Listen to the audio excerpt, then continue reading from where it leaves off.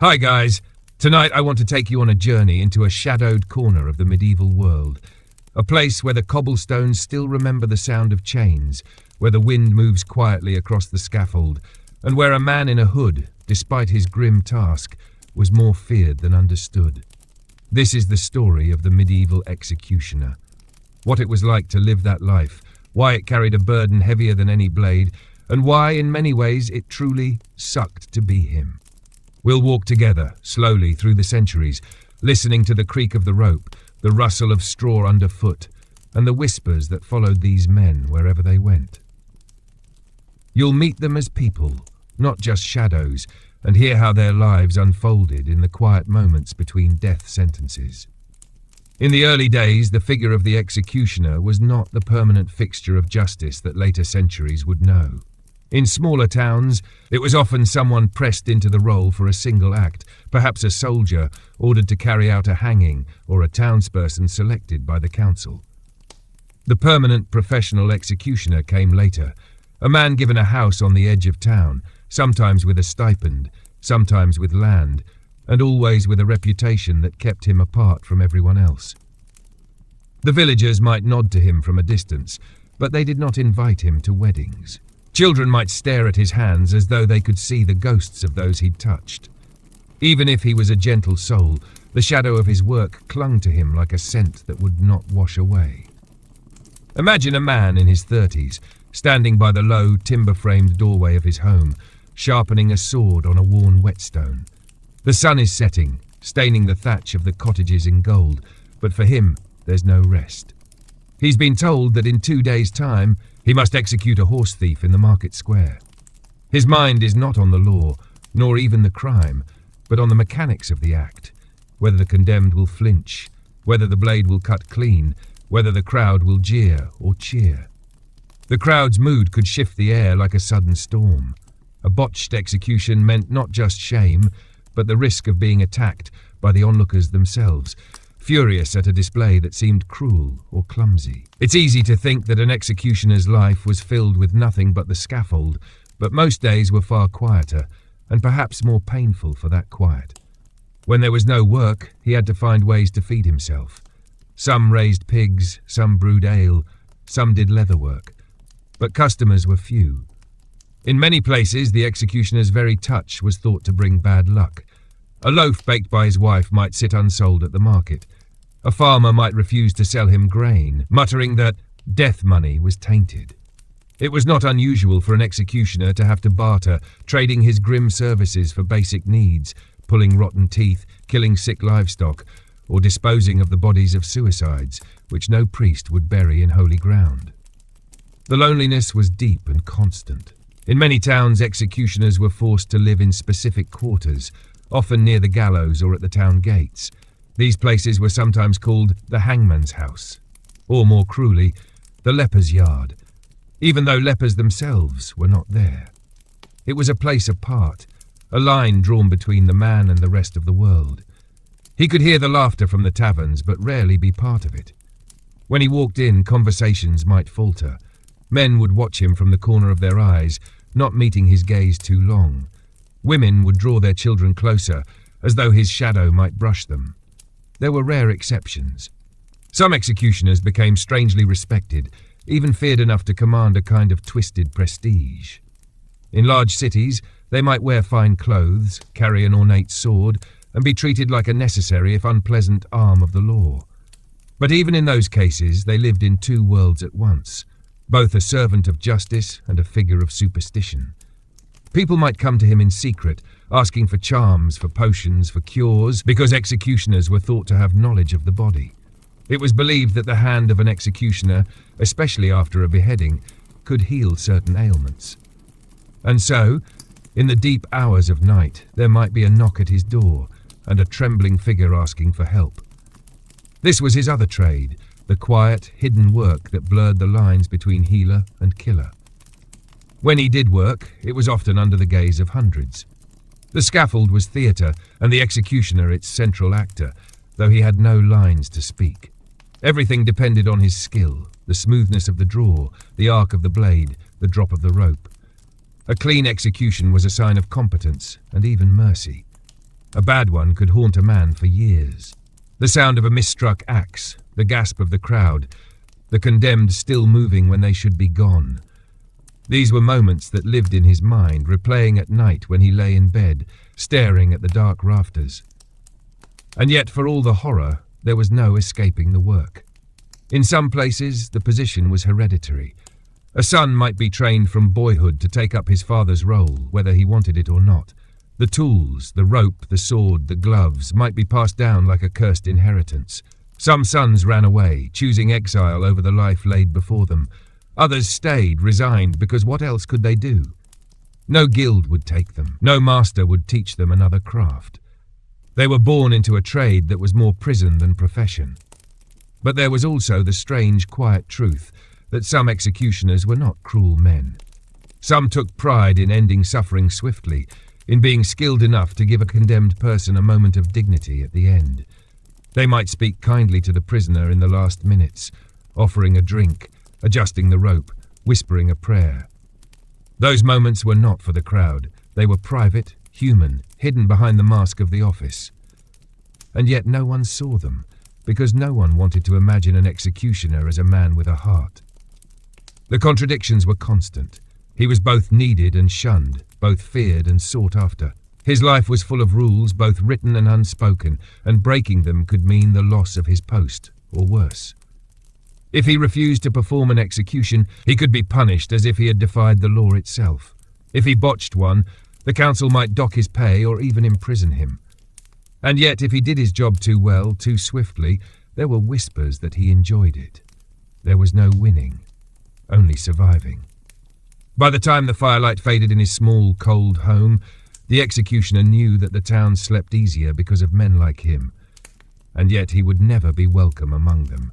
The scaffold was his workplace, his burden, and his brand. He could not step away from it any more than he could step away from his own shadow. Dawn climbed the thatch in thin fingers of light, and the town woke like a reluctant sleeper, coughing up smoke from hearths and the creak of milk pails. He was already awake. The night had been a restless quilt of memories, stitched with blunt sounds, the thump of wood, the hush that falls when a crowd draws its breath. He lay a moment longer, counting the knots in the rafters, and then swung his legs to the floor. The room was still cold and smelled faintly of iron and ash. On the table waited the things that shaped his days. The leather roll that held the smaller knives, the whetstone wrapped in cloth, a little jar of grease, a coil of rope. He did not look at them the way a craftsman admires his tools. He looked at them like a man who had learned to accept the weather. The first sounds outside were the geese, then the soft syllables of a woman scolding a child away from a puddle, and then, last of all, the bell from St. Martin's. That bell had two voices, one for mass and one for justice. He heard them both because he had to. He rose slowly, set the hearth alight, warmed a small pot of porridge that clung to the spoon like a friend who wouldn't let go. He ate standing up, one hand cupped, watching smoke braid itself into the dimness. It was, in a way, his best hour. Before faces, before names, before the mutter that followed him like a cloak dragged along the mud. He walked into the yard, where a low fence sulked around a patch of turnips.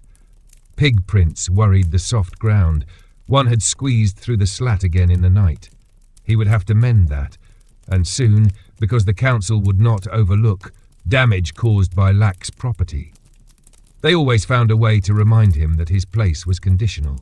He tightened a new wedge into the fence, and with a sigh that steamed in the cold, went back to the shed to prepare the stand. The stand was a little tripod with a groove cut into one leg. He set the sword there to check for warp, sighting down the blade as though it were aligned to the horizon. The edge had been good last week. Today it was good enough. He honed anyway. There are men who can lift an axe once and carry the room. He knew he was not that man. He would never have that ease, so he overwrote his nerves with habits until they felt like bone. 6 passes on the stone, test with the thumb pad, clean, oil, 6 passes again. He did not think of the horse thief. He thought of angles. There is a small place in the city, tucked against the western wall, like a thought you keep forgetting, where his house sat among tanners and charcoals and all the people who smell of necessary things. On market days, he went to the square the long way. Not out of shame. He had learned the way shame turns to resentment in the mouths of others, but because the long way let him gather himself. He passed the water meadow where children tried to find frogs in the reeds and shouted when they found any. He passed the potter's turning wheel and its gentle, patient whir, and he passed the old elm that held the iron collar, the one used for petty thieves. It still held the ghost of a laugh from some drunk who had spent a night there and sung all the hours away to spite his cold. So much of the town was like that, layered with small human traces that refused to leave, even when washed by rain and rumour. The day before an execution brings a fever to a city. Men speak with shoulders squared, women fold bread with more force than necessary. The air itself turns brittle, so that a dropped spoon makes people start, and a slammed door carries twice as far. He could feel it as he stepped into the square, the market louder but also thinner, like cloth stretched tight on a frame. The scaffold had been erected and dressed with fresh straw that would mute the sound of steps. A red cloth lay folded on a barrel. A soldier had placed it there for him to tie at his arm when the time came. An unnecessary piece of ceremony, but towns liked their scripts. They liked lines drawn and boundaries explained. The soldier nodded to him without warmth and without hate. It was the very absence of feeling that wore him down. He walked the boards, feeling for give, testing the trap mechanism with the heel of his boot. He had asked for a new pin last month. The carpenter had found a suitable piece of oak, and it worked cleanly now, the board rising with a steady, well-fed sigh. People watched him with the same look they gave a storm forming on the edge of a field, half fascination, half calculation. A baker's boy came too close and then remembered himself and darted back, red-cheeked. The boy's father, a man with hands like bread pans, gave the smallest nod and then, embarrassed by his own courtesy, turned away and pretended to focus on cherries. He visited the Gale not long after, because he always did. It was not kindness, though kindness might have been part of it. It was that he needed to understand the tempo of the condemned. Fear changes the body. It makes the legs slow or quick, the neck tight, the eyes blind to steps and ropes. If he knew how a man shook, he could set his own rhythm to compensate. The gaoler unlocked the door with a ring of keys that chattered like coins. Inside, the air was damp and heavy with old vinegar and wool. The horse thief was younger than he had expected, sunburned with a mouth too big for the rest of his face, as if his words had always outpaced his sense. He looked up with the tired glare of a fox cornered in daylight. "You'll need to eat," he said, not in a gentle voice, but in a steady one. "You'll need to walk tomorrow. Better to do it on food." The young man swallowed, then lifted his chin. "I didn't take it. I led it. That horse followed anyone." The words were absurd and beautiful and wrong all at once. He said nothing. He slid a piece of bread and a small skin of watered wine through the bars. "I will tie the sack," he added, to keep the eyes from the crowd. "It's cooler that way." The thief looked past him to the wall. Do you speak before?" He nodded once. "If you want. Some pray. Some ask me to hurry." The thief's mouth twitched. "Just don't miss." He held the boy's gaze a moment longer and then left. That was enough exchange for one day. He could not carry more. Back in the square, a woman approached, wrapped in a shawl that had seen 3 winters more than it wanted. She kept her eyes somewhere around his collar. "Master," she said, "will you look at this?" She extended her hand and revealed a finger swollen at the knuckle, a ring biting into skin that had thickened around it like bark. "It will turn black if it stays," he said. "Sit." He heated a small cup, greased it, slid twine under the ring, and wound, compressing the flesh until the metal loosened its bite. When it finally slid free, she exhaled as if she had been holding that breath for a year. She thanked him and then, remembering who he was, let her gratitude curdle into a muttered, "God keep you," then fled. He put the ring on the barrel next to the red cloth. He would leave it there. Someone would claim it, or the soldier would pocket it. He had no use for tokens that pretended to be gratitude. Payment came in irregular clumps, coin for the act, sometimes a portion of clothing, sometimes a small allowance of ale. He kept a ledger scratched with a charcoal nub, careful not to rely on the council's goodwill. The last time a magistrate tried to short him, he had dragged his feet for a month on all the extra chores. The stray dog killings, the cesspit inspections, the removal of a dead sow that had found the stream and wedged there like a fallen log. The town had remembered quickly how much they wanted some things done and had paid him the arrears with a scowl. He took the scowl, put it with the others, and mended the measures he had bent. By late afternoon, the market's brightness went grey with fatigue. People had bought more than they needed because it felt good to hold a choice in the hand, even a small one like which bunch of leeks to roast. He folded the red cloth and set it in the crook of his arm to remind himself that tomorrow he would have to be part of their spectacle. He hated the stage of it. He hated the way men who would not meet his eyes today would shove their faces close tomorrow and shout that he was cruel or clumsy or, worse, that he was enjoying himself. He wished the law were sober and private, but the law was a feast in public. It always had been. On the way home, he detoured past the river where the water ran low and clear enough to show you the stones that shaped it. He crouched, washed his hands, and let the cold run up his arms like advice. A cart rattled over the bridge behind him. Someone spat in the water and laughed. He thought of the boy in the cell, of the tightness in his jaw, the swift pride that rises when a man knows there is no more advantage to humility. He thought of the exact height of the scaffold rail. He pictured with deliberate calm the movement pattern from the foot of the steps to the block, the placement of his feet, the breath before the cut. He did not, in those moments, imagine anything noble. He imagined competence, which is the shortest mercy that human hands can learn. When he reached the house, there was a sprig of rue tucked into the latch. He knew what it meant. A woman had come by for a child with night sweats. He brewed a small infusion from dried flowers he kept in a jar labelled only with a mark he had invented, 2 lines that crossed but did not meet. He would bring it by after dark. They preferred that. He preferred it too. In the quiet hours when the town's heartbeat slowed to the pace of a man walking alone, people allowed him to be what he was without naming it. He could leave the jar and a few instructions, nod once and go. He sat by the hearth and let the fire print its warm initials on his shins. The sword lay on the table, oiled, sleeping. He poured a cup of ale and drank slowly, not to soften his thoughts, but to give them something to move through. He remembered a different day, years ago, when he had been new and clumsy, and the crowd's first gasp had lodged under his ribs and would not come loose for a week. He had learned since then that the crowd was like weather.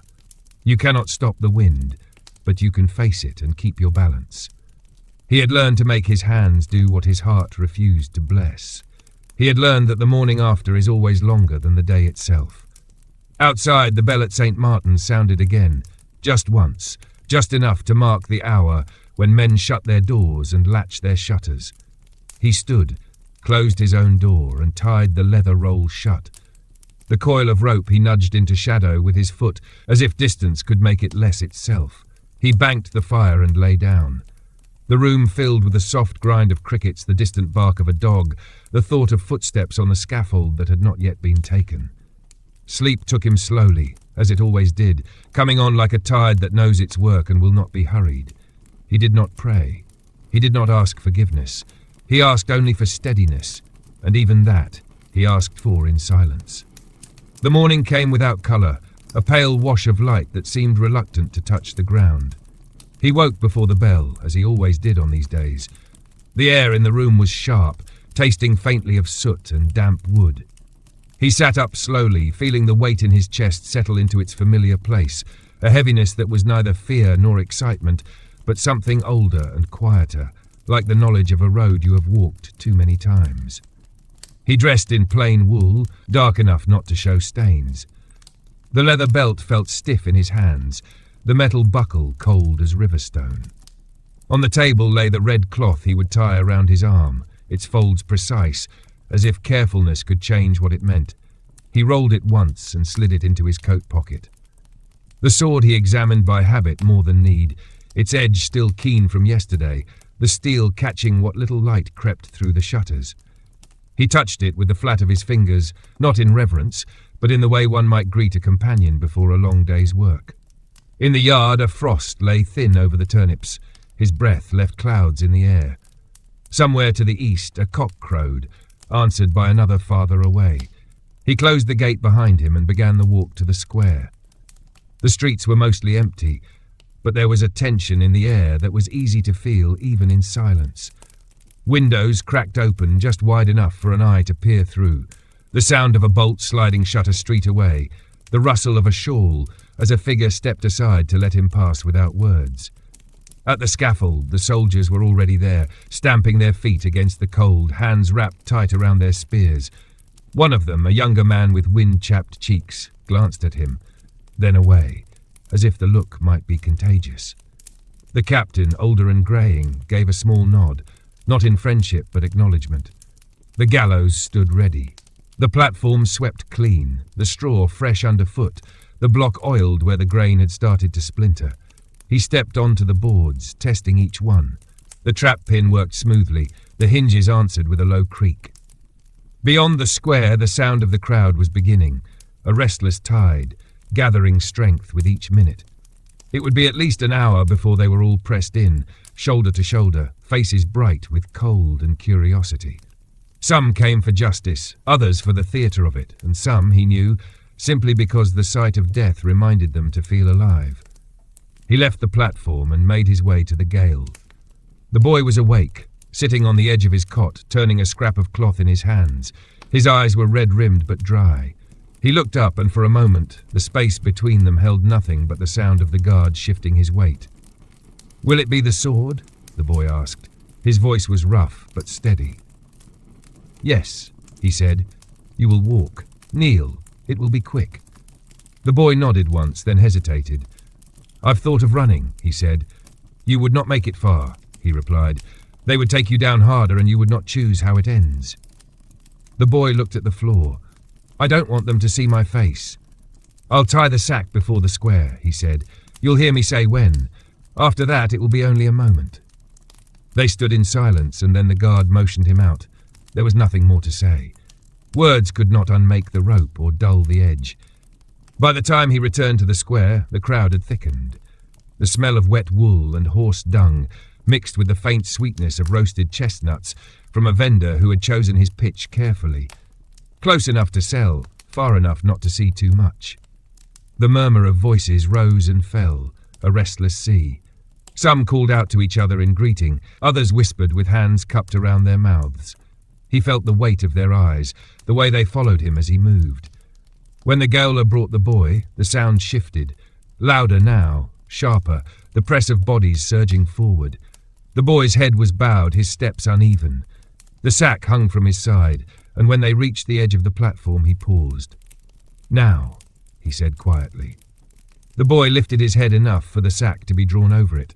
It settled into place, the coarse weave brushing his neck. They climbed the steps together, his hand firm but not rough on the boy's arm. The platform felt smaller than it had in the morning.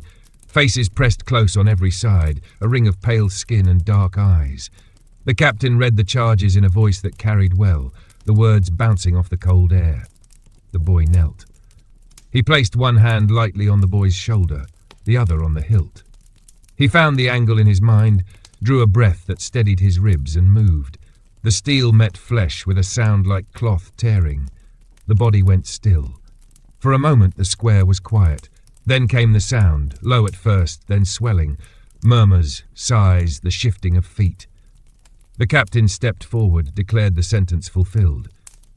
2 soldiers lifted the body, careful with the sack, and carried it away. He wiped the blade with a piece of linen and slid it back into its scabbard. The crowd was already breaking apart, spilling into the narrow streets, voices rising again as if nothing had happened.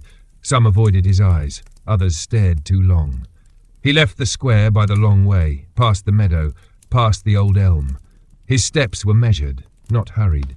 In his mind the moment replayed, not the cut, but the boy's voice when he had said, "I don't want them to see my face." That would stay longer than the act itself. When he reached home, he set the sword on the table and poured water into a basin.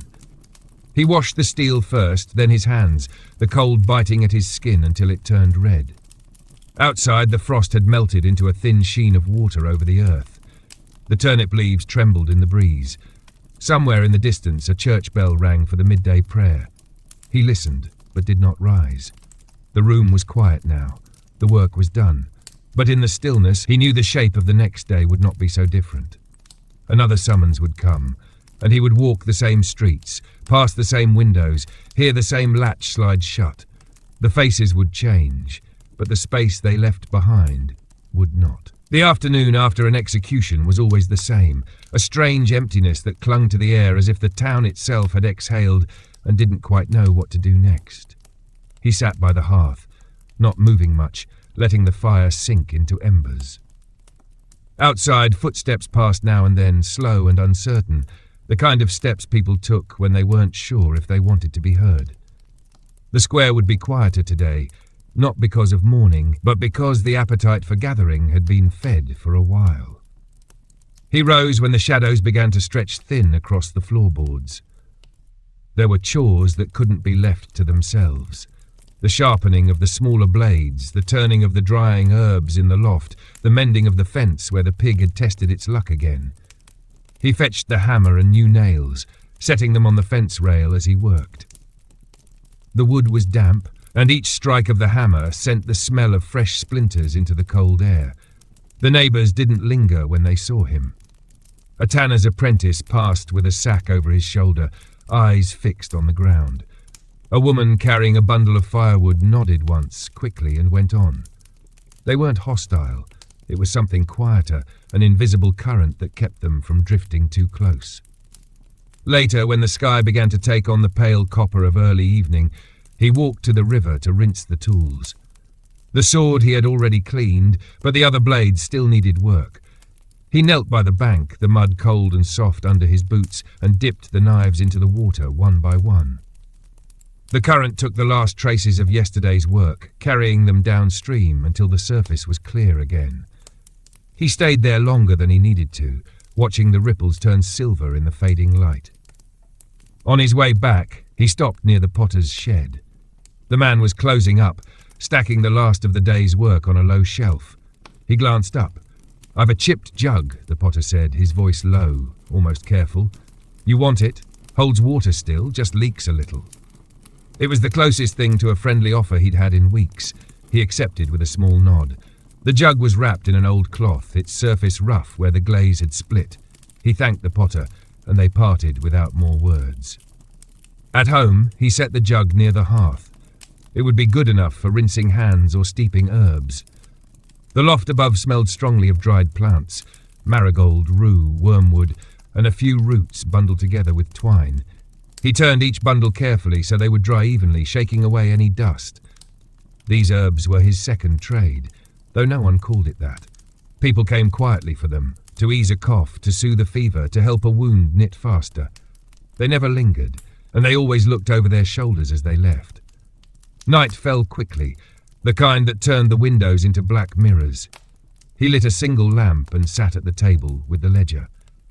He recorded the payment from the council, 4 silver coins, 2 loaves of bread, and a strip of cured meat.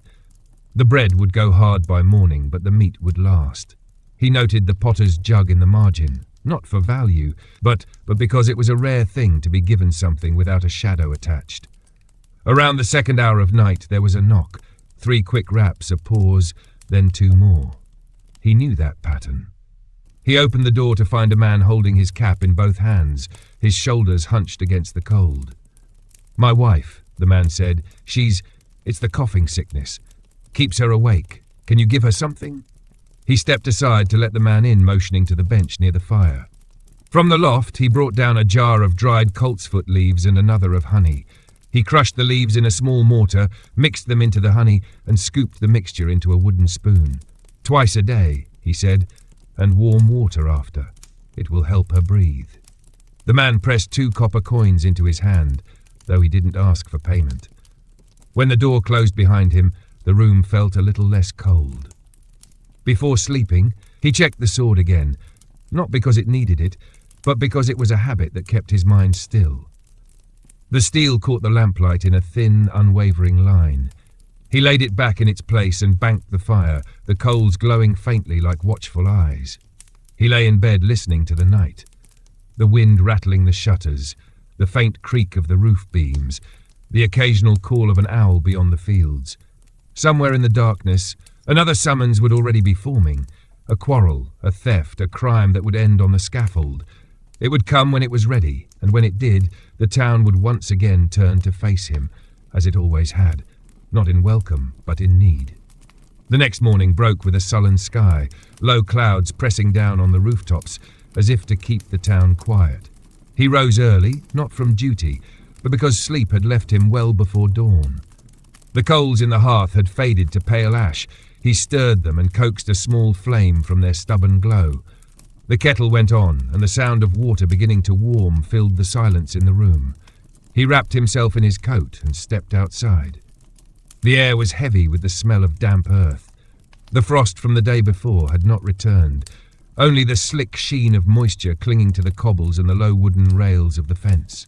In the distance, he could hear the faint splash of someone at the river, perhaps washing clothes, though the hour was early even for that. The day had no scaffold work in it, and yet, as always, it was marked by the same awareness, the knowledge that his name, his face, and the shape of his shadow were never far from people's minds. He walked toward the market anyway. Even on days when he needed nothing, it was good to move among the sounds of trade and barter. It reminded him that there was a part of the town untouched by his role, though he would never belong to it. The market was just waking. The fishmonger was laying out the morning's catch, their silver scales dull under the clouded light. A woman at the bread stall brushed crumbs from her apron while calling to the first customers. He stopped at a cart where a farmer was selling root vegetables, selecting a small sack of onions. The farmer took his coin without comment, his eyes flicking once toward the executioner's gloved hands before dropping away again. As he turned to leave, he caught sight of two boys leaning against a post, whispering to each other while watching him. They weren't cruel in their curiosity, only bold in the way children are when they think themselves out of reach. One of them made a chopping motion with his hand, the other smothered a laugh. He ignored them. It was easier than giving their attention weight. Near the square, the scaffold still stood from 2 days ago, though the straw had been swept and the boards looked clean. It was common for it to remain in place, a silent reminder that justice could be called upon at any moment. A pair of soldiers were nearby, speaking in low voices, their breath steaming in the air. One nodded to him, more habit than greeting, before they returned to their conversation. He stopped at the potter's shed again, returning the cloth that had wrapped the chipped jug. The potter took it with a grunt of acknowledgement. On the workbench behind him sat rows of unfired clay mugs, their surfaces still damp. The smell of wet earth in the air made the place feel grounded, anchored in something far simpler than the weight of the scaffold. By midday, he was back home. He spent the early afternoon in the loft, sorting herbs and grinding what had fully dried. The mortar's steady rhythm filled the room with a soft thud, and the air grew fragrant with marigold and thyme. He worked slowly, as though time itself had loosened its hold for a while. It was during this quiet that the knock came. Slow, deliberate. 2 knocks, then a pause, then one more. When he opened the door, a woman stood there, her shawl pulled tightly around her head. She looked past him into the dimness of the room before speaking. "My brother," she said, "took a knife to the arm. It's deep. We can't go to the physician. He's—" She hesitated. "He's wanted by the watch." He nodded once and motioned her inside. She stayed by the door as he prepared what was needed. A basin of hot water, clean linen, a small pot of salve made from comfrey root. When the man entered, his face was pale, the wound wrapped hastily in a strip of cloth already darkened with blood. He said nothing as the executioner unwound the bandage, washed the cut, and pressed the salve into the flesh. The man's jaw tightened, but he did not pull away. When it was bound anew, the woman left 3 coins on the table. He pushed them back toward her. "Keep them. You'll need them for food," he said. She hesitated, then slipped them into her shawl, offering a quiet thank you before leaving. Evening crept in early, the clouds making it seem later than it was. He lit the lamp before setting the ledger on the table, noting the supplies he'd used. His work was measured not just in coin, but in what had been taken from the jars and shelves. The herbs would need replenishing soon. That meant a trip beyond the town walls, into the fields and hedgerows where the best plants grew. As he closed the ledger, a sound drifted in from the street, the distant echo of singing, rough voices carrying a tune meant for the tavern. He could picture the scene without seeing it. Men gathered close to the fire, mugs in hand, the weight of the day shaken off in laughter. It was a world he was not forbidden from entering, yet one that would always feel closed. He banked the fire and sat in the dim light, the chipped jug at his elbow, the scent of herbs lingering in the air. Outside, the singing grew fainter, replaced by the hush of night settling over the town. He thought of the river, the scaffold, the faces in the crowd. All of it was part of him now, bound together in a way that no choice could undo. The day had passed without a summons, but the stillness held the shape of one yet to come. The day began with rain. Not the sharp, sudden kind that drives people to doorways, but a steady, soaking fall that blurred the edges of the town into a grey watercolour. He listened to it for a while before getting up, the sound on the roof filling the small room with a quiet that felt almost honest. Rain had a way of softening everything, footsteps, voices, even the sharpness of memory. He lit the fire and boiled water, steeping a handful of dried chamomile from the loft. The steam curled into the air, carrying its faint apple-sweet scent. He drank slowly, letting the heat work its way through him before pulling on his boots and coat. Rain days were good for certain errands. The streets emptied, and those who did venture out tended to keep their eyes to the ground. He walked toward the edge of the town, past the low sheds of the tanners and the blackened chimneys of the charcoal burners. Beyond the walls, the fields were slick with mud, and the air carried the clean metallic smell of wet earth. This was where he came for plants, the hedgerows thick with nettle, dock and yarrow. The rain made the colours deep, the greens rich and heavy. He cut carefully, placing each stem into a sack, shaking off the water where he could. By midday, the sack was nearly full. He stopped beneath an old ash tree, its bare branches reaching out like the bones of some long-forgotten thing. From here, he could see the town wall, dark and glistening, the rooftops huddled together beyond it. He rested a while, leaning against the trunk, listening to the rain's rhythm change as it struck bark instead of soil. When he returned through the gates, the guard at the post gave a short nod but didn't speak. His coat was soaked through, and the chill had settled into his bones. Back home, he spread the herbs on the table, blotting them dry before tying them into bundles to hang in the loft. The room filled with the mingled scents, sharp nettle, earthy yarrow, the bitter tang of dock leaves. He was halfway through, hanging the last bundle, when there was a knock. Firm this time, not the hesitant tapping of someone ashamed to be there. He opened the door to find the captain of the guard standing under the dripping eaves, water running from the edge of his helm. "There's been a killing," the captain said. "A man stabbed in a tavern brawl. The council's called for judgment tomorrow morning." He didn't ask for details.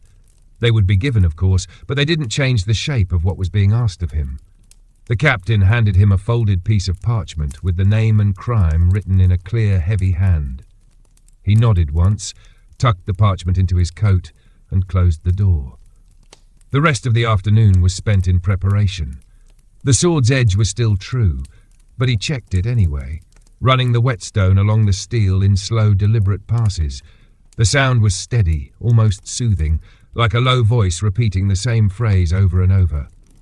When the blade was done, he cleaned the smaller tools, checking the haft of the axe for any looseness. It had been some months since he'd last used it, but one never knew when the method would change. As evening came on, the rain eased, leaving the streets slick and shining. He lit the lamp and sat at the table with the parchment, reading the name again. He tried to place the man in his mind, someone he might have passed in the market or seen leaning against a tavern wall with a mug in hand. The face never came. It was better that way. He prepared a small pot of valerian root, not for himself but for the condemned.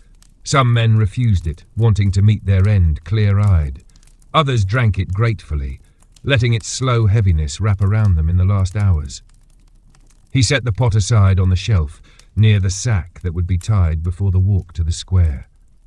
The fire burned low.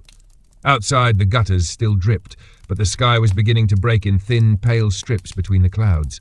Somewhere far off, a dog barked once and was answered by another. He sat without moving for a long while, his hands resting on the table, the sword's weight against his leg. Tomorrow, the town would gather again, their eyes fixed on the platform. The same murmurs, the same sharp intake of breath when the act came.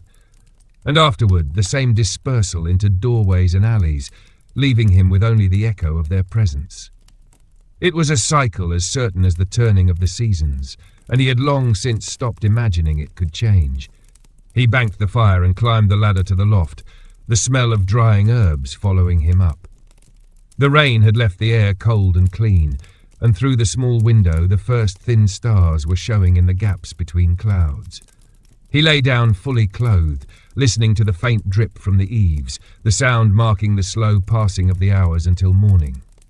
The morning was clear, the air holding that sharp edge that comes only after a day of rain. He woke before the first bell, as he always did on the mornings when the scaffold would be used. The light creeping in through the shutters was pale and thin, the kind that made colours look muted, as though the world itself had drawn in a long breath and was holding it. He dressed without hurry, each motion deliberate, wool shirt, coat, leather belt drawn snug. The red cloth lay folded on the table. He tied it to his arm now rather than later. There was no sense in putting it off. The sword was already sharpened from the night before, its surface catching a faint glimmer from the hearth's low fire. He lifted it, feeling its balance settle in his grip, and slid it into the scabbard at his hip. Outside, the ground was still damp, and the air smelled faintly of wet stone. The streets were not empty. Early traders were setting up in the market, arranging their wares under rough cloth awnings. They glanced up as he passed, some stepping aside, others pretending to be busy with knots and baskets. The awareness of him moved ahead like a shadow stretching into the distance. At the scaffold, the soldiers were already in place. The captain was speaking to one of them in low tones, but stopped when he approached. "You know the man?" the captain asked. He shook his head. "Tavern keeper's son," the captain said. Hot temper. Took a blade to another man's throat, dead before he hit the floor. The words were factual, stripped of pity. He stepped onto the platform, testing the boards. The straw had been laid fresh. The trap pin worked smoothly. He checked the block, making sure the surface was steady, then stepped down again. It was a small ritual, these checks, but they made the act itself cleaner. Fewer chances for hesitation, fewer moments where the crowd could sense any faltering. When the gaoler brought the condemned, the man's wrists were bound in front of him, the rope wet from the earlier rain. His shirt was open at the neck, and his eyes were restless, flicking from face to face in the crowd that had already begun to swell around the square. They walked together toward the scaffold. The murmur of the crowd grew, low and constant like the sound of wind in the trees.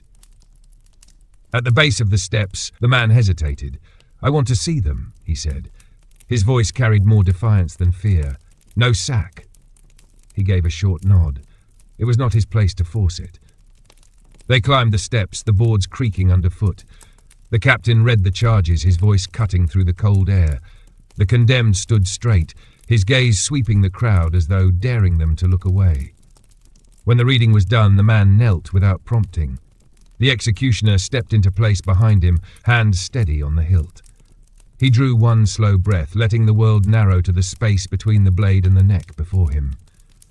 The stroke was swift, the sound muted by the straw. The captain stepped forward to declare the sentence fulfilled. The soldiers moved in to take the body, lifting it carefully, the head wrapped before it left the platform.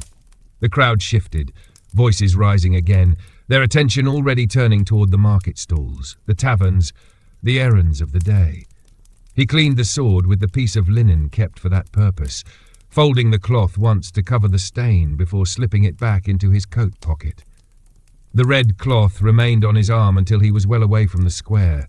It was better to keep it in place until the eyes on him grew fewer. On the walk back, he passed the old elm, the iron collar at its trunk, rusted deeper now from the rain. The meadow beyond was slick with water, the low grass bent from the weight of it. He slowed there for a moment, letting the sound of the crowd fade entirely from his hearing before continuing home. Inside, he set the sword on the table and washed his hands in the chipped jug, the water turning faintly pink before it ran clear. The fire was low, but the room felt warmer than the street. He hung the red cloth on a peg near the door, its edges still damp from the morning air. The rest of the day would be quiet. There would be no knock from the council, no messenger with another summons. But even in the stillness, the weight of the morning stayed with him, less the act itself, and more the way the man had met it, eyes open, choosing to look at those who had come to watch.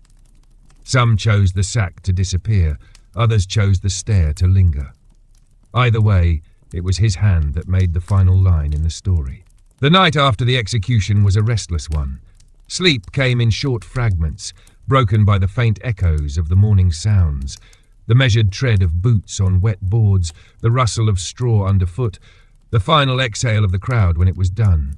Each time he woke, the room was still, the fire only a dim glow in the hearth, yet it felt as if the air held something that had not been there the night before. By the time the first grey light reached the shutters, he was already sitting at the table, turning a small piece of linen between his fingers. It was the same cloth he'd used to wipe the sword the day before, now washed and drying in uneven folds. The rhythm of cleaning, mending, and putting things in order was what steadied him, more than any prayer or drink could. Outside, the streets were damp but clear. The rain had scoured the air, and the rooftops glistened faintly under a sky that promised a dry day. He decided to walk toward the western gate, where the road curved out toward the open fields. That way led past the quieter part of town, the place where the houses leaned closer together, and the streets were narrow enough that two carts could not pass without one backing up. Here, fewer people met his eye. They knew him, of course. Everyone did. But they were not the sort to spit in the dust as he passed, nor to call out blessings they did not mean. Instead, they gave him space, a small courtesy born from understanding the weight of work no one else wished to bear. Near the gate, he stopped at a small shed that smelled of smoke and damp wool. An old man inside was mending nets, his fingers quick despite their knotted joints. Without looking up, the man said, "Saw the crowd yesterday, cold morning for it." It was not quite a question, not quite an invitation. He stepped inside out of the wind. "Cold," he agreed, "but the work doesn't wait for warmth." The old man gave a short laugh. "Nor for rain, nor for feast days, nor for anything else." He tied off the net and set it aside. "I've a bit of salt pork if you'd take it. Can't eat it all before it turns." It was a simple offer, but one that carried more weight than its size. He accepted with a nod, and the old man wrapped the pork in a strip of cloth before handing it over. No more was said. Some exchanges needed no extra words. By midday, he was back home, slicing the pork thin and hanging part of it near the hearth to dry further. The rest went into a pot with onions from the market and a handful of dried herbs. The smell filled the room slowly, mingling with the faint scent of smoke that always clung to the walls. He was tending the pot when the knock came, soft, hurried. At the door stood a boy of perhaps 12, clutching a bundle to his chest. His eyes darted over his shoulder before he spoke. "My sister," he said quickly. "She's got a fever. Ma says you know what to do." He stepped aside to let the boy in, taking the bundle, a threadbare shawl wrapped around a small clay jar, still warm from being near a fire. "It's broth," the boy said. "Ma said to give it to you." He set it on the table without comment, then went to the loft to fetch dried elderflower and a small measure of willow bark. These he wrapped in linen, tying it off with twine. "Boil it," he told the boy. "Let her drink it warm, twice a day." The boy nodded, holding the bundle as if it were a loaf of fresh bread.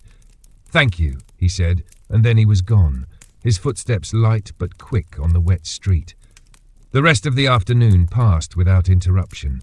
He ate from the pot, saving the rest for the next day, and worked on repairing a split in the handle of the smaller axe. The repetition of the task, the careful shaving of the wood, the fitting of the new wedge, was its own kind of quiet. Evening fell with a pale wash of light fading to blue. From somewhere far off came the sound of bells, not the church's steady call, but a thinner, lighter ringing, like those hung from the harness of a horse. He sat for a while, listening to it fade into the hum of the town settling for the night. In the loft, the drying herbs hung in stillness, their shadows long against the beams. He lay down among them, the faint fragrance of marigold and thyme in the air.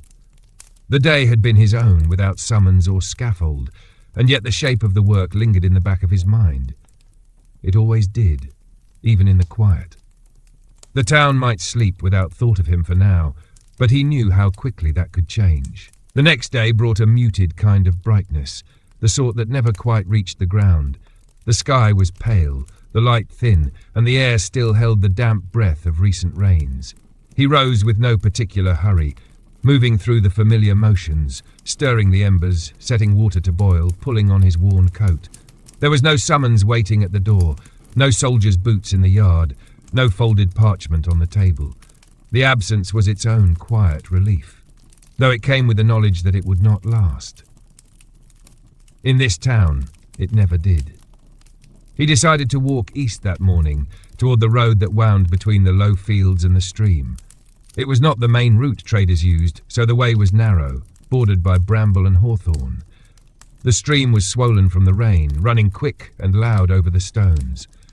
He followed it for some time, stopping now and then to pull a stem of mint or watercress from the bank. It was on the return that he saw the figure on the road ahead, a man with a limp, carrying a wooden yoke with 2 empty pails. The man paused when they drew closer, as if weighing whether to step aside or speak.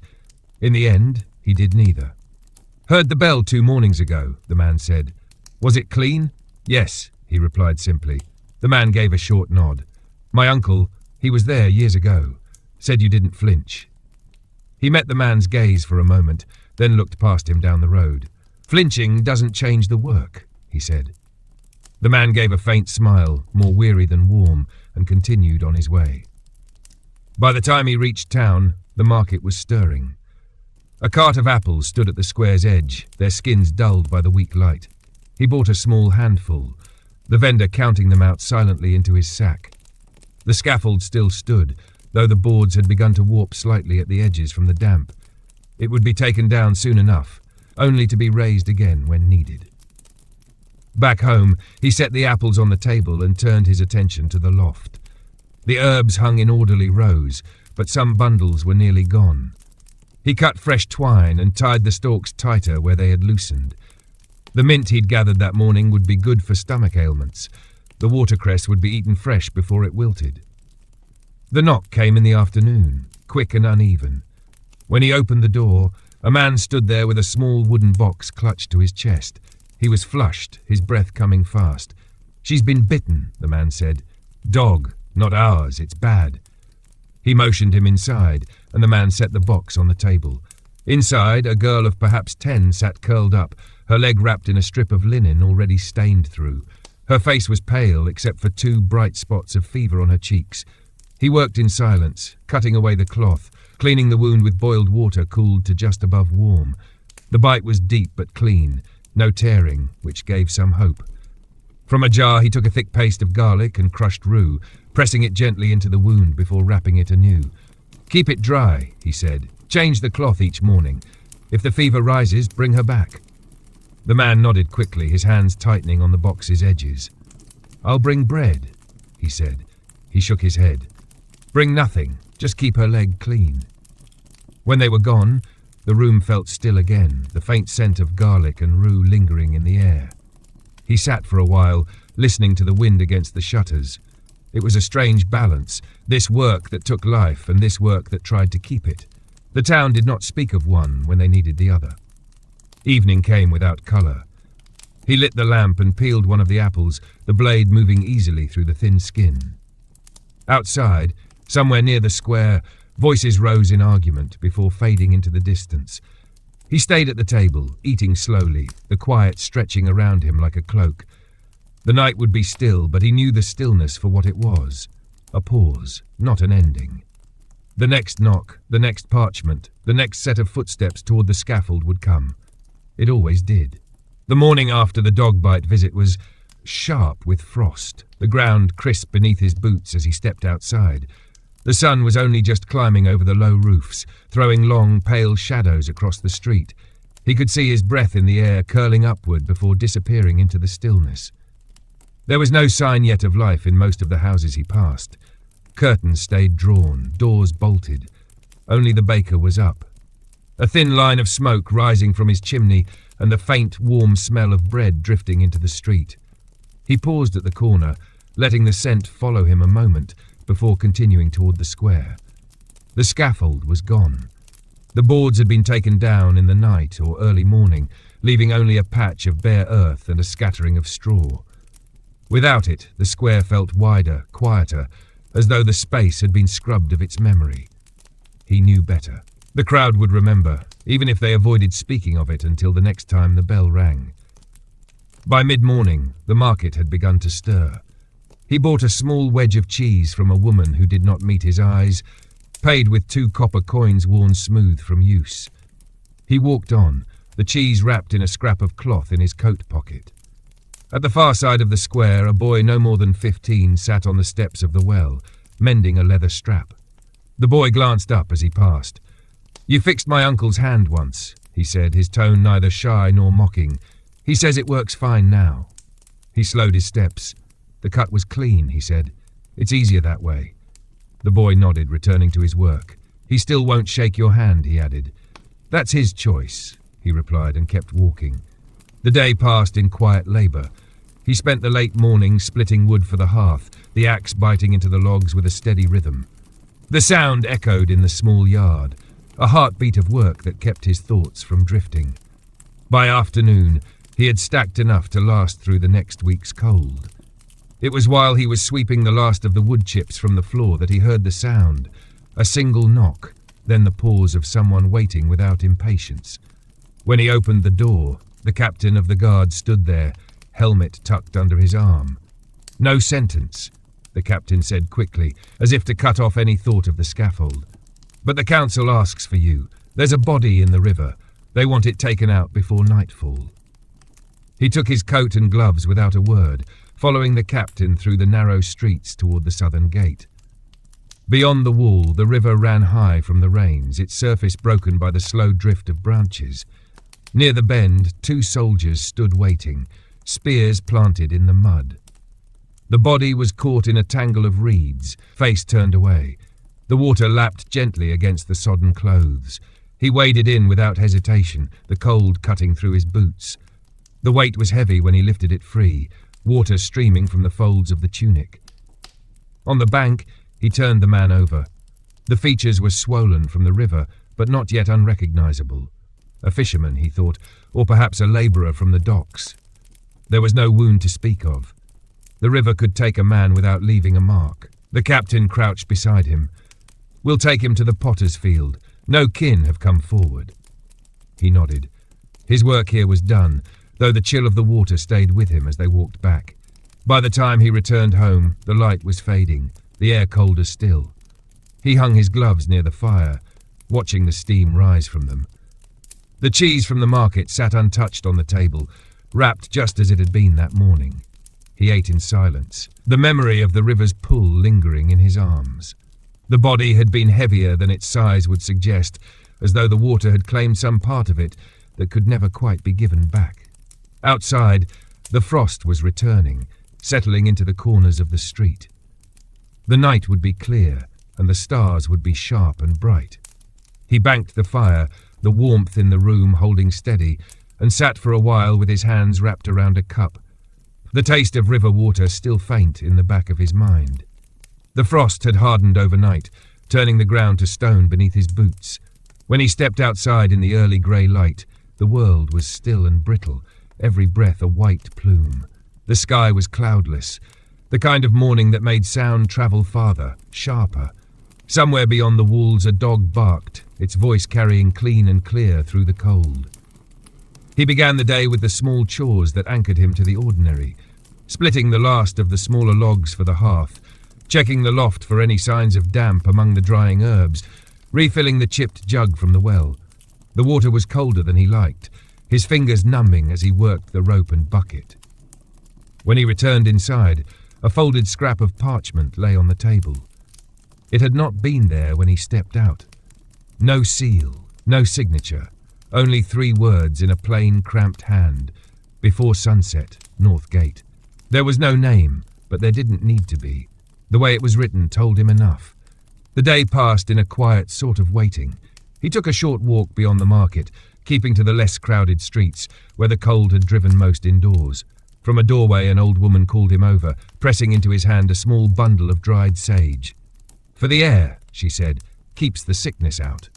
He thanked her, though he knew it was the giver's comfort more than the gift's power that mattered. By the time the sun began to sink, the light turning to gold along the rooftops, he was at the north gate. A man waited there, wrapped in a heavy cloak, his face shadowed by the hood. Without greeting, he led the way along the outer path to where the ground sloped toward the edge of the woods. In the shelter of the trees lay a shallow grave, poorly dug, the earth half frozen and clumped in uneven mounds. The man pulled the hood back enough to speak, his voice low. "Council doesn't want questions, says it's a thief from the next town over. Found him like this." He understood at once. No scaffold, no crowd, just the quiet removal of a body from ground that would not keep it for long. He knelt and began to work, the cold soil resisting every stroke of the spade. The body was wrapped in rough cloth, no care taken to make it neat. When the last of the earth was cleared, they lifted it onto a small cart. The road to the potter's field was empty. The only sound was the crunch of wheels over frost. The field itself lay beyond the far wall, marked only by thin wooden stakes and the wind's low whistle. They laid the body in its place without ceremony, the man with the cloak muttering a short prayer under his breath. When it was done, he walked back alone, the cart left behind for the council to collect. The cold had deepened, the stars already sharp above the roofs. His breath rose in steady clouds as he crossed the gate into town. At home, the fire was still alive in the hearth, a low glow waiting for more wood. He fed it and sat with a cup of warm water, his gloves still stiff from the frost. The day had left no blood on his hands, yet it carried the same weight. A life ended, a body moved from one place to another, the work done without eyes to witness. In the quiet, he thought of the unmarked graves in the potter's field, how the wind would pass over them without pause, how the snow would cover them soon enough. The town would not remember the man buried there, nor the one who had lifted him from the frozen ground. And yet both would remain, in the earth and in the hands that had done the work. The cold lingered into the next morning, sharper than before. The frost had thickened overnight, laying a pale film across the yard so that each step broke it with a faint crackle. He could see the breath of the pigs in the pen drifting like smoke, their snouts pushing through the chilled air in search of whatever scraps might be found. Inside, the fire was slow to catch. He crouched before the hearth, coaxing it with small sticks, feeling the heat build in cautious degrees. A kettle went on, and he measured out a pinch of dried thyme from the loft to steep in the water. A bitter drink, but warming. He wrapped his hands around the cup, letting the heat sink into his fingers before beginning the day. There was no market for him that morning. Instead, he set about mending the fence where one of the rails had worked loose. The wood was brittle from the frost, the nails slow to bite. He worked in silence, the only sound, the dull tap of the hammer and the far-off call of crows beyond the fields. It was near midday when the knock came, not hurried, not timid, just 3 even strikes. When he opened the door, the gaoler stood there, shoulders hunched against the cold. "Not today," the man said, "but soon. They've caught someone for the merchant's killing." He nodded. "When?" "They'll set the day after the trial. Could be tomorrow, could be the day after." The gaoler's breath curled into the air between them. Council wants it done quickly. It's a name they don't want hanging in the air too long. After the gaoler left, he sat at the table for a time, listening to the muted sounds of the town beyond his walls, the clink of a blacksmith's hammer, the brief, bright laughter of children chasing each other down the street. The laughter faded quickly, as if remembering itself. That afternoon, he walked to the river. The water was slower now, its surface edged with thin plates of ice. He crouched at the bank, dipping his hands into the current until they ached from the cold, then lifted them out to watch the drops freeze into a sheen before falling away. The air smelled faintly of wood smoke from the town, mingled with the clean metallic scent of the river. On his way back, he passed the old elm and the iron collar at its base. A man sat nearby on a low stone, his coat thin for the weather. "You're him," the man said without looking up. "Yes." The man gave a small, almost bitter smile. My brother once stood on the scaffold. Not for theft, not for killing. He wouldn't say what for. He looked for you in the crowd, said you met his eyes before it was done. He didn't answer. Some words had no reply that could do them justice. He only inclined his head slightly, then continued on his way. By evening, the frost was already creeping back into the yard, the boards of the fence glistening faintly under the weak light of the moon. He sharpened the sword slowly, the whetstone singing its low, even song in the quiet room. Each pass was deliberate, not from doubt, but from the habit of readiness. When the edge was set, he cleaned the steel and laid it on the table, the lamplight tracing a narrow line along its length. The red cloth, folded and waiting, rested beside it. It would not be tied tonight, but its presence was enough to mark the nearness of what was coming. He banked the fire, the room falling into shadows, and listened to the distant murmur of the town settling for the night. Somewhere, the council was already speaking of the trial, of the day and the hour, of the way the crowd would stand in the square. Somewhere a man was sitting in a cell, counting down to a morning when they would meet for the first and last time. The trial was swift. By the time the midday bell had finished its last chime, word had already begun to drift through the streets. The merchant's killer was to be put to death at first light. No scaffold stood yet in the square, but the sound of hammers from the carpenter's yard carried easily on the cold air. It would be ready before nightfall. He received no formal summons. He didn't need one. The gaoler's visit the day before had been enough. Still, in the late afternoon, a young runner came to his door with a folded parchment, the seal pressed hastily into the wax. Inside was the name, the crime, and the hour. Nothing more. He placed the parchment on the table beside the red cloth and left it there. The sword lay in its place, already sharpened, its edge needing no further attention. Instead, he busied himself with smaller tasks, mending a tear in his glove, turning the herbs in the loft, checking the rope stored in the corner chest. The rope was not needed for the merchant's killer, but he had learned never to assume. As the sun began to fade, he stepped out into the yard. The air was sharp enough to sting the lungs, the frost already forming in pale threads along the edges of the fence. He walked toward the square, taking the long way through the quieter lanes. The scaffold was half raised when he arrived, its frame dark against the pale sky. 2 carpenters worked in silence, their hammers ringing with each strike. Soldiers stood nearby, not to guard the structure, but to keep curious eyes at a distance. He watched a moment, noting the steadiness of the boards, the position of the block, the straw waiting in bundled heaps. Then he turned away. The tavern nearest the square was crowded, its windows glowing with firelight. Through the glass, he could see faces turned toward each other, hands gesturing over mugs. The noise inside was bright and full, but none of it reached the street where he walked. Back home, the fire had burned low. He stirred it, added another log, and sat with a small cup of ale. The red cloth was still folded on the table. He untied it, smoothing the creases with the flat of his palm before folding it again with deliberate care. The motion was almost meditative, though the weight of its meaning sat heavy in his chest. Night came early, the frost deepening outside. Through the window, he could see the faint glow from the square where the carpenters had worked by lamplight to finish the scaffold. The boards would be cold in the morning, the air sharper still. Before sleeping, he laid out what he would wear: the dark wool coat, the gloves, the belt, the cloth.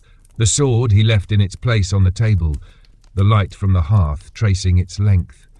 When he lay down, the room was quiet except for the faint hiss of the fire. Somewhere, in the gale at the other end of town, the condemned man would be hearing the same silence, though for him it would be heavier, more final. And in the hours between now and dawn, both would wait, one in a narrow cell, the other in a narrow room, until the cold morning brought them together on the same wooden boards. The morning came dark and cold, the sky holding no promise of sun. He rose before the bell, the fire in the hearth still clinging to its last embers. A thin film of frost had crept over the inside of the shutters in the night, and the air bit at his skin as he dressed. The dark wool coat went on first, then the gloves, then the red cloth tied neatly around his arm. The sword was waiting on the table, oiled and ready. He lifted it, feeling the balance settle into his hand. the familiar weight as steady as his own breath. Outside, the streets were hushed, though here and there a lantern burned in a window. Somewhere a baker's oven was already at work, the faint scent of warm bread carried on the still air. At the square, the scaffold stood complete, its boards dark with frost. Soldiers gathered near the steps, stamping their feet to keep warm. The captain nodded to him, a brief acknowledgement, then gestured toward the gale where the condemned would soon be brought. The crowd began to gather long before the prisoner arrived. Their voices were low at first, then swelling in waves, rolling over the square like the slow approach of the tide. Some stood with arms folded, faces set against the cold. Others leaned forward, eager to see. The murmurs dulled when the gaoler appeared, flanked by 2 soldiers, the prisoner between them. The merchant's killer was a man in his 30s, his hair dark and unkempt, his jaw set hard. His wrists were bound, but his steps were steady. The rope at his wrists was pale from the frost, the fibres stiff. When they reached the base of the scaffold, the man looked up, not at the crowd, but at the platform itself. "Do you want the sack?" he asked quietly. The man shook his head once. "I'll see the sky." They climbed the steps together, the boards creaking under their weight. The captain read the charges in a clear, steady voice, the sound carrying across the square. The prisoner stood without shifting, his gaze fixed on something beyond the rooftops. When the reading was done, the man knelt without prompting. The executioner stepped behind him, one hand resting lightly on the hilt.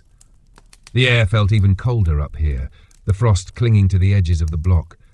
He took a single breath, found the angle in his mind, and moved. The cut was clean.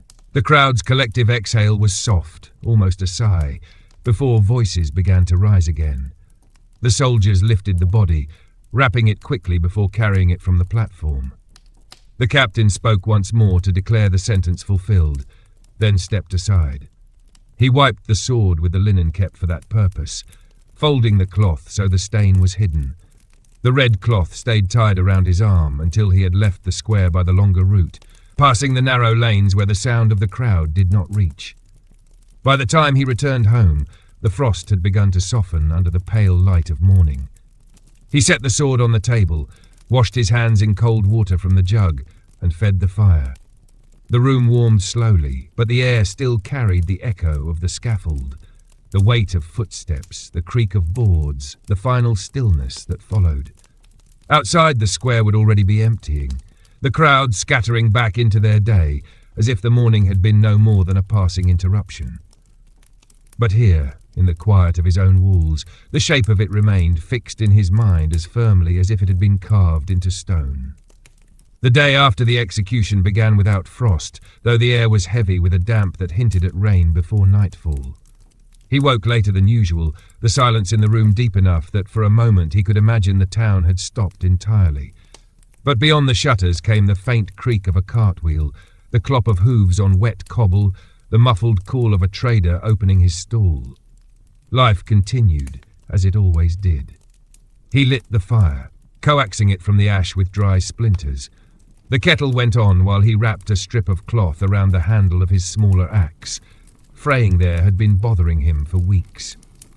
When the water boiled, he poured it over a measure of dried sage and mint, letting the steam curl into the room. There was no need to visit the square. The scaffold would be taken down before midday, the boards stacked away until the next sentence demanded them. Instead, he chose the path toward the river. The banks were slick with mud, the water high but moving more slowly than during the last rains. He crouched near the edge, searching for willow bark to replenish what he had used the week before. The pale strips peeled away easily, their scent faint but clean. On the walk back, he passed the potter's shed. The man inside was working clay on the wheel, the slow turning sound joined by the slap of wet hands shaping the form. Without looking up, the potter said, "Saw you yesterday." He paused at the doorway. "You weren't in the crowd. I saw from here, the line of your arm when it's done." The potter's hands never stopped moving, always the same. "I think that matters." He didn't answer, only gave a small nod and continued on. At home, he laid the willow bark on the table, cutting it into smaller pieces before setting them to dry in the loft. The room smelled sharply of it for a while, until the fire's smoke softened the edges of the scent. He ate bread and cheese, the last of what he'd bought before the sentence, and set the empty cloth aside for mending. It was mid-afternoon when the knock came. Light, quick, almost uncertain. At the door stood the boy who had once brought him apples, holding a small wicker basket, half filled with winter greens. "From my mother," the boy said. "She said you helped my uncle, and it was a good thing to return something." He took the basket, thanked the boy, and watched him hurry back down the lane. The greens were damp with the day's mist, their leaves curling at the edges. He rinsed them, setting some aside for supper and hanging the rest to dry. As evening drew in, the clouds thickened, and the air inside the house felt heavier. He lit the lamp earlier than usual, the warm glow cutting the dimness. The sword remained where it had been placed the day before, still sheathed, still clean. He did not touch it.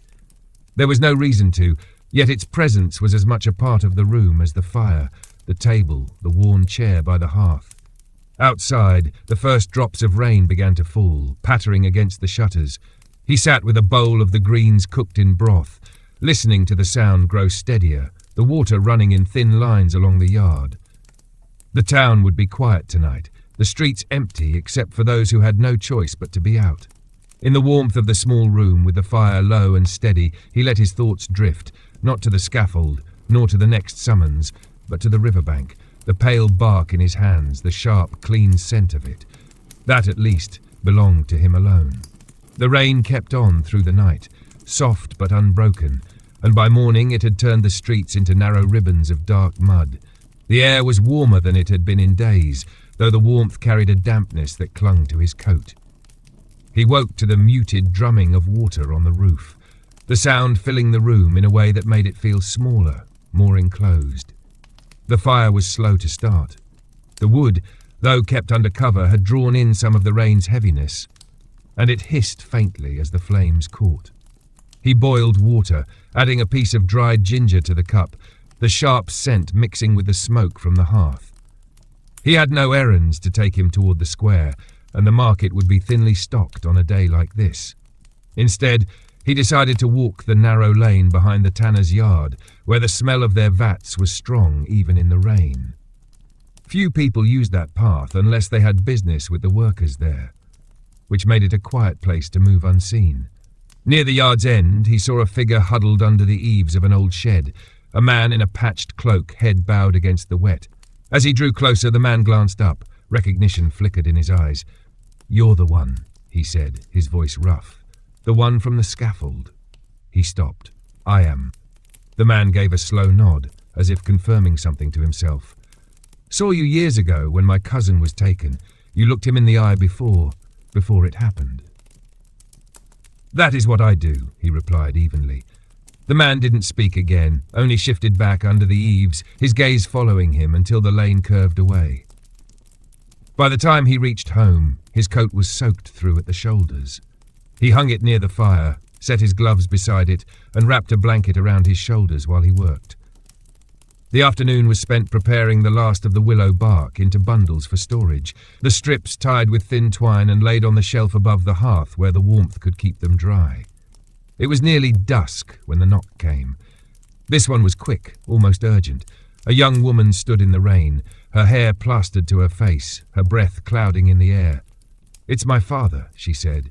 "His chest. He can't draw in air without pain."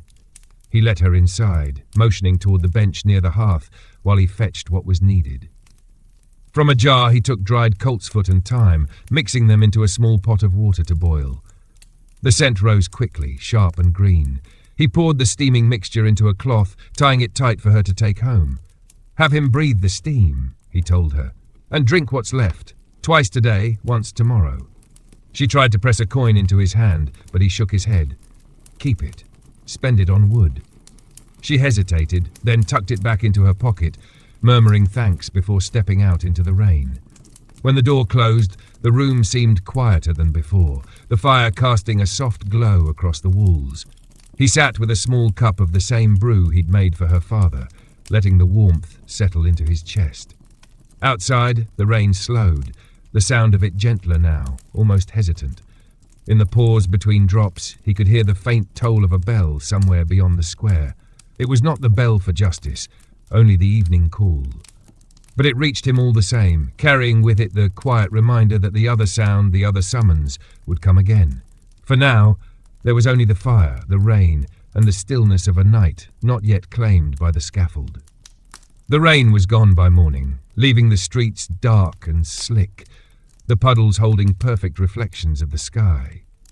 He stepped outside into air that was cool but no longer sharp, the kind of damp that carried the smell of the earth rather than the bite of frost.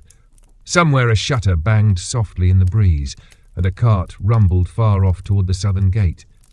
He took his time with the fire, adding wood in measured pieces until the room was warm enough to shake off the chill that clung to his coat. Breakfast was nothing more than a heel of bread softened in broth eaten standing by the hearth. The day ahead was his own, yet the feeling of waiting never left, as if the hours were simply marking time until someone decided they belonged to the scaffold again. He chose to walk the road toward the meadows. The ground there was soft from the rain, the grass pressed flat in places where water had pooled. Small birds worked at the edges of the puddles, scattering when his shadow passed over them. Beyond the meadow, the hedgerow was thick with growth even in winter, stubborn sprigs of green clinging to the branches. He collected a handful of them, tucking them into his coat pocket for later drying. By the time he returned to the town, the market had gathered in the square. He kept to the edges, stopping only to buy a small sack of coarse salt from a trader with a cart. The man did not speak, simply weighed the salt and took the coin with a curt nod. As he turned to leave, he saw the gaoler standing near the well, speaking to a soldier. Their faces were serious, their voices low.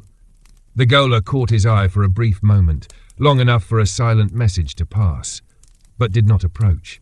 That glance was enough. It told him the scaffold's quiet would not last much longer. Back at home, he spread the sprigs from the hedgerow on the table, their scent sharp in the warm air. He salted the last of the pork, hanging the strips near the hearth to cure, and ground a measure of dried herbs into powder for storage. These tasks filled the afternoon, their small motions steadying his thoughts.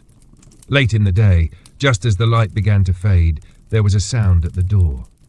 Not the knock of council business, this was lighter, more tentative. A boy stood there, no more than 8 years old, holding a small clay cup with both hands. "From my mother," the boy said, eyes darting to the sword resting on the table behind him. "For the cough." He took the cup, feeling the warmth of whatever broth it held. "Tell her I'll bring something for her lungs tomorrow," he said. The boy nodded, then hurried off into the dimming light. He set the cup on the hearth, letting its steam join the faint smoke from the fire. Outside, the wind picked up, rattling the shutters once before settling again. He sat at the table, the red cloth folded neatly beside the sword, and let the quiet of the room draw around him. The day had been without summons, without boards or straw or the low murmur of a crowd, yet it carried the same undercurrent, a thread running just beneath the surface, waiting for the moment it would be pulled tight. And when it was, he knew, the rest of the town would look toward him once more, their eyes asking for something they would never thank him for. The summons came before dawn. Not a knock this time, but the scrape of boots in the yard and the low murmur of voices outside his door. When he opened it, the captain of the guard stood there, breath clouding in the cold, a folded parchment in his hand. "They've set it for tomorrow," the captain said. "A man accused of killing his apprentice. Trial was yesterday. Council wants it done at first light." He took the parchment, glanced at the name and nodded. The captain didn't linger. The work between them needed no more words. By the time the sound of his boots faded, the fire was already lit, the red cloth set on the table beside the sword. The rest of the morning passed in the slow rhythm of preparation. The sword's edge was true, but he honed it anyway, each pass along the whetstone deliberate, the faint scrape filling the quiet room. He checked the smaller blades, the axe, even the rope, though none of them might be needed. The scaffold was the council's business to raise, but he would inspect it before the crowd arrived. By midday he stepped out into a sky the colour of pewter. The streets were thin with people, most heading toward the square to see how far the carpenters had come. He did not go there yet. Instead, he walked toward the river, its edges hardened with ice, the current slow but steady. He crouched, letting the cold seep through his gloves as he rinsed the whetstone in the water. On the way back, he passed the old elm. A man was chained to the iron collar at its base, head bowed, his breath misting in the cold. The punishment was for petty theft, a day's confinement, where all could see. The man looked up briefly as he passed, then away again. He did not slow his steps. Near the market he caught sight of the gaoler speaking with a pair of soldiers. Their voices were low, their faces set. The gaoler saw him and gave a short, practical nod, confirmation that the prisoner would be ready when the time came. At home, he set the sword on the table, oiled the edge, and folded the red cloth with careful precision. Outside, the hammering from the square carried faintly on the air, each strike a reminder of what the morning would bring. As the light began to fade, there was a single knock at the door. A woman stood there, wrapped in a worn shawl, holding a small bundle of dried lavender. "For the night," she said simply. "Helps with the air." He took it, thanked her, and set it on the shelf above the hearth. The scent mingled with the smoke as the fire burned low, filling the room with something soft and almost foreign. When darkness came, he sat by the fire with the sword laid across his knees, the red cloth resting beside it. The house was still, but outside the town was already carrying the weight of tomorrow in its whispers. Somewhere, in a cell, the condemned man was counting down the hours, each one heavier than the last. And here, in this narrow room, he counted them too, though for a different reason. The morning broke without colour, a thin veil of mist lying low over the roofs. He rose before the bell, the air in the room holding the kind of stillness that comes before a crowd gathers.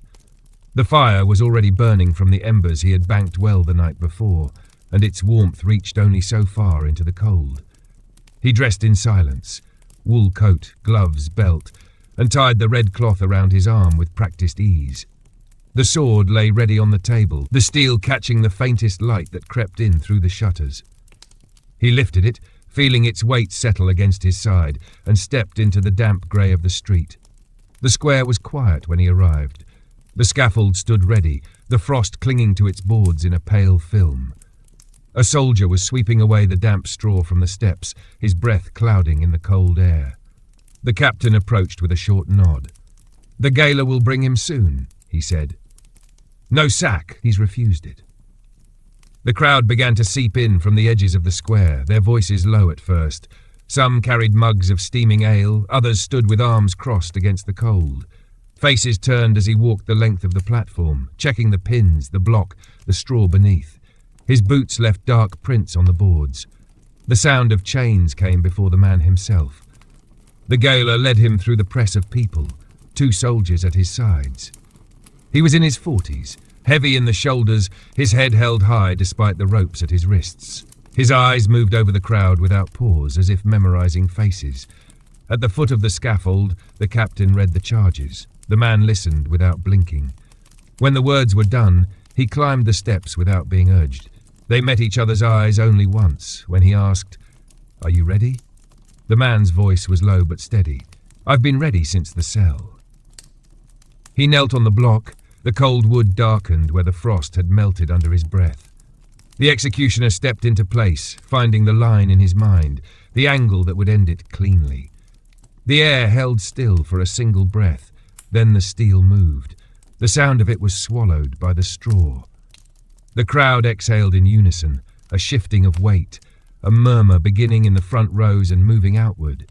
The soldiers lifted the body, the head wrapped before they descended the steps. The captain declared the sentence fulfilled, his voice already fading under the swell of voices. He cleaned the blade with the linen he carried, folding the cloth so the stain would not show. The red cloth remained on his arm until he was well away from the square, walking the narrow lanes where the faces thinned. When he reached home, the mist had begun to lift, though the day remained grey. He set the sword on the table, washed his hands in the chipped jug, and fed the fire. The warmth filled the room slowly, chasing away the chill of the boards beneath his boots. Outside, the square would already be returning to its market noise, the scaffold standing silent for the rest of the day. But here, the shape of the morning stayed with him, the frost on the wood, the sound of chains, the way the man had looked past the crowd to meet his eyes in that final moment. The day after was one of those rare mornings when the air felt lighter, though it carried no warmth. A pale sun broke through the clouds for the first time in days, casting thin, stretched shadows across the yard. He stood for a moment at the door, letting the light touch his face, not because it changed anything, but because it was there. Inside, the fire was steady. He poured water into the kettle and added a handful of dried mint, the steam filling the small room with its sharp scent. Breakfast was plain, bread softened in the broth left from the night before. But it was enough. There was no sound from the square, no hammering to raised boards, no low voices passing judgment. The scaffold from yesterday would be taken down by now, its parts stacked neatly out of sight.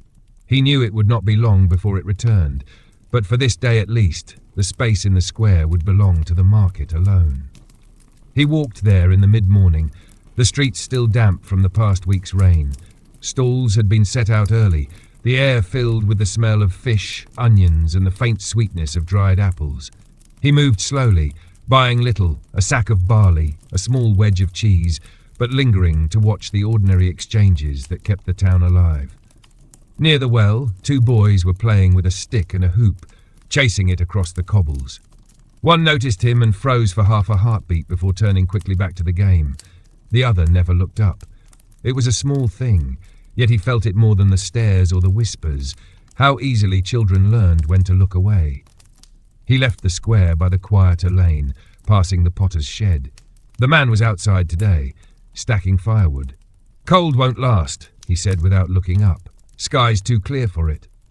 "Clear skies don't last either," he replied. The potter smiled faintly, then went back to his work. At home, he stored the barley in the corner chest and set the cheese on the shelf above the table. The red cloth was still folded there, untouched since yesterday. He did not put it away. It never stayed folded for long enough to make it worth the effort. In the afternoon, he walked to the riverbank. The water was low and slow, the winter's ice now gone except for a few thin plates caught among the reeds. He sat on a flat stone near the bend, letting the quiet stretch out around him. Here the town felt farther away. The scaffold, the crowd, the sound of the captain's voice, none of it carried this far. By the time he returned, the light was fading. The fire burned high, and the small room smelled faintly of the mint tea he had left cooling on the hearth. He sat at the table, hands resting on the wood, listening to the even crackle of the flames. In the square, the market would be closing, the last carts rolling out toward the gates. Behind shutters, families would be sitting down to supper, the sound of spoons on bowls mixing with quiet conversation. And here, in this narrow space between one sentence and the next, he could almost believe the town might forget him, if only for a night. But he knew better. In time, another name would be written, another day would be chosen, and the weight of it would come to his door. Until then, he would wait, as he always had, with the fire burning low and the red cloth folded neatly beside the sword.